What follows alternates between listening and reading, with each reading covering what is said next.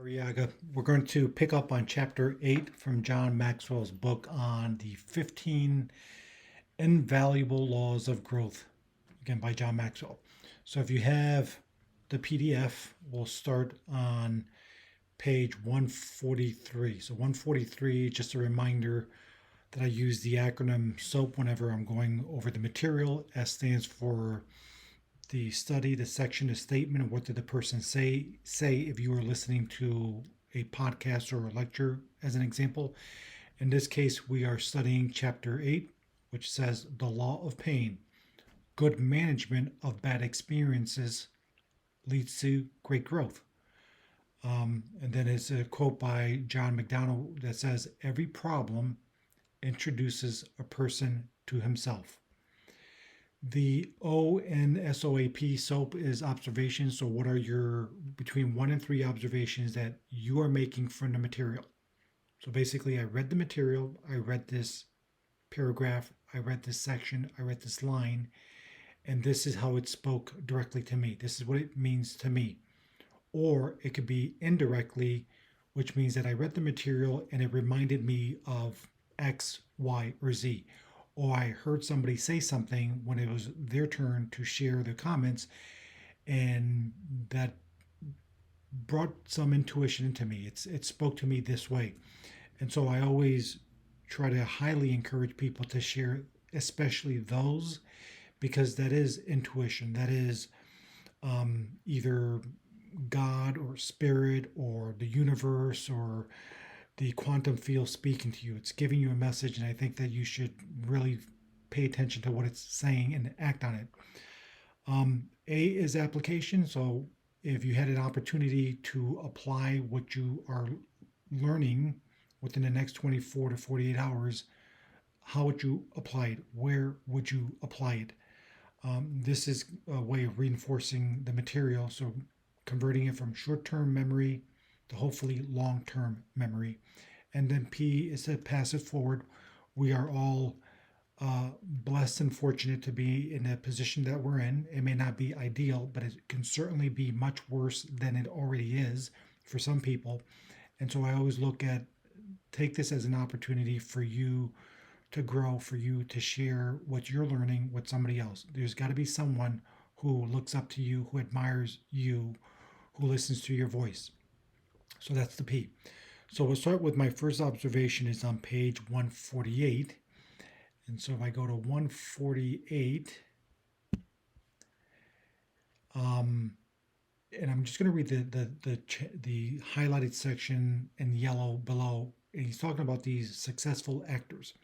And they're saying that if anyone had told us that we would have been successful, we would have laughed in their face.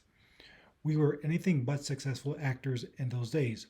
I was a waiter. This is Gene Hackman was a mover. Or Gene Hackman was a mover. Robert Duvall worked at the post office. We did not dream of being rich and famous. We dreamed of finding a job.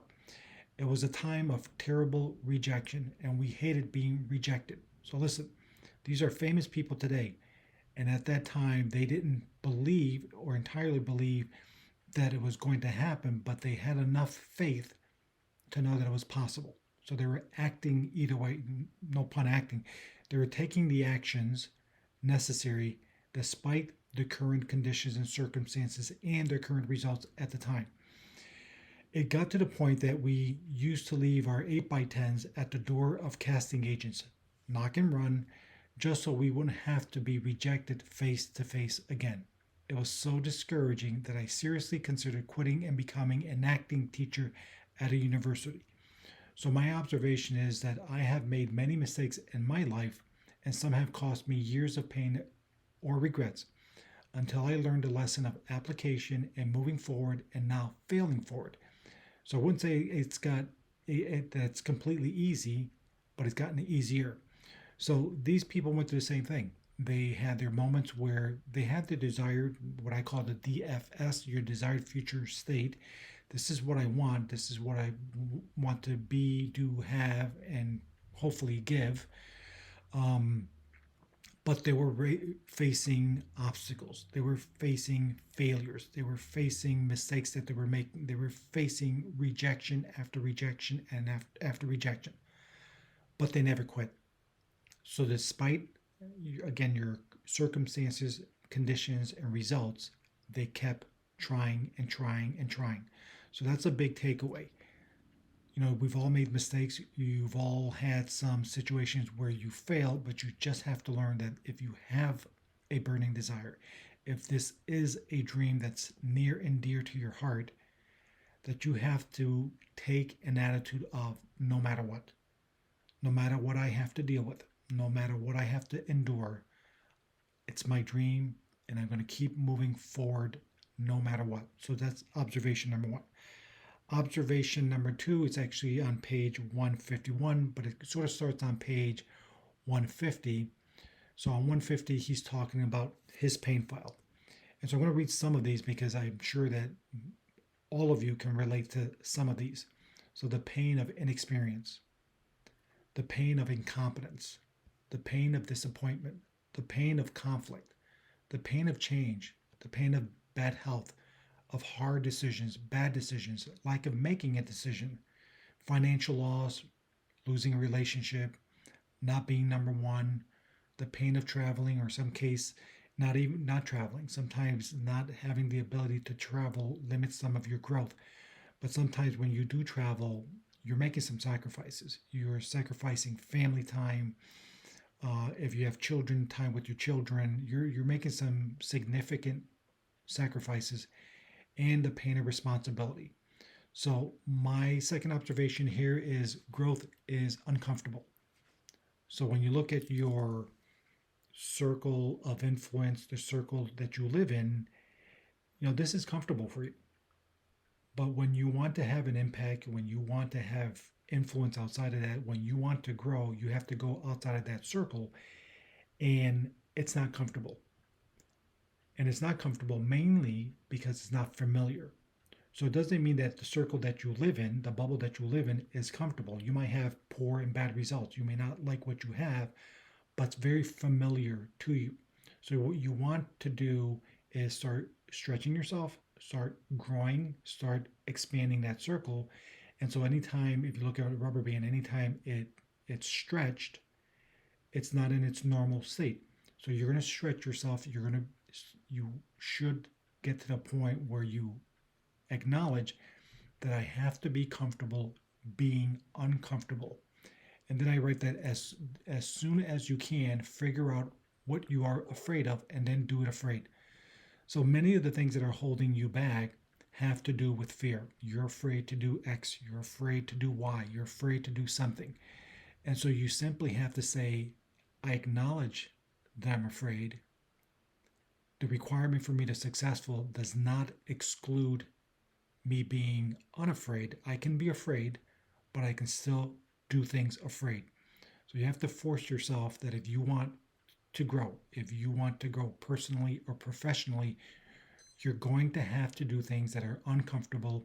And so that's what I'm saying, do it afraid. And then my third observation is on page 153. And so I'll read a section up above. He's saying, I have come to adopt a positive life stance because I believe it gives me the best chance to succeed while putting me in the best position to help others succeed. I came to develop this mindset by the way of the following thinking.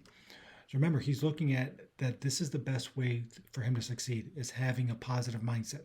Now, kind of a quick analogy, you've all been around a person who's just constantly whining, complaining, always negative. That person is not going to go very far. That person you probably don't even want to be around with. They're too toxic. They're not helping you. And so, like I've said in other videos, it doesn't mean that you divorce yourself from your friends or family when they're like that, but you do have to limit the amount of time that you're exposed to them. And so you have to have a mind shift change. You have to decide that I'm not going to be a negative person. I'm not going to constantly look for the things that can go wrong. I'm going to start focusing on the things that can go right. If this works out, if this turns out the best case scenario, if I am successful, those are the types of thoughts that you want to start repeating in your mind and thinking about often. So he writes down, life is filled with good and bad. We know that. Some of the good and bad I cannot control. That's life. Some of the good and bad will find me. If I have a positive life stance, the good and bad will become better. If I have a negative life stance, the good and bad will become worse. Therefore, I choose a positive life stance. So the key word there is choose. You are making a deliberate decision. You get to choose. I've always said that happiness is a choice. And for many of you, you may not believe that. It may not resonate with you. But once your level of awareness increases to a certain point, you will recognize that that is true. Your happiness is up to you. Your happiness is in your hands. You should not say that he or she made me mad. He or she made me do something. You're not a victim. You really are in control of your life. And if you don't feel like that you are in control, you need to start gaining that control. And that will be an empowering act on your end. So my comment is that your attitude will determine your altitude. I've seen that on a professional basis. I've seen it on a personal basis. So really the people that tend to go up in the career ladder and the organization, they tend to have a better attitude. You can all think of exceptions. I know of exceptions offhand, but those are exceptions. But the general rule is you have to have an ability to get along with people. You have to have an ability to collaborate with people. You have to have an attitude that says this is a person that's easy to work with. This is a person who's a problem solver, not a problem identifier. And so your attitude will make a significant difference in your personal and professional life. So then what I wrote is to quickly reconcile that life isn't going to always be fair. So just accept the fact that, yes, life is not going to be fair.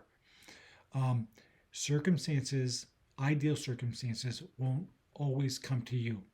So you need to be decisive. You need to learn how to fail forward. And if the circumstances are not ideal, you need to create them. And yes, you do have the power to create ideal or better circumstances. Do not, this is important, do not put your career, your health, your wealth, your happiness in someone else's hands.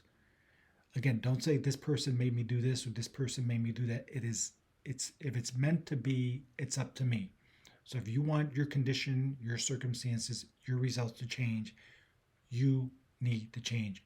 You need to be the change that you want to see in your world, in your environment. So this is a you and you deal, meaning that this is up to you. This is in your hand. It's up to you. Only you can do this. And there are lots of resources that can help you. This type of material will help you. But ultimately, it is up to you. It's not your manager's job. It is not your spouse's job. It's not your friend's job. It's not your boss's job. It is entirely up to you. So what do we do next? Now we go around the room and we ask everybody to share their 1 to 3 observations from either the material or what I've said. And as a final reminder that if you are the last person in the group whose turn is it to share their observations, and even though you're probably thinking and saying, well, they've already said what I would have said, I remind you that unless they said it using the exact same words, the exact same tone, the exact same inflection in your voice, then you should say it. You should say because number 1, you do have a voice. Number 2, we want to hear your voice. And number 3, you may say something in such a way, use a word that's different, but significantly enough to have an impact on someone's trajectory, personal or professional. So this is Rich Arriaga. I hope this has been helpful. Have a great day.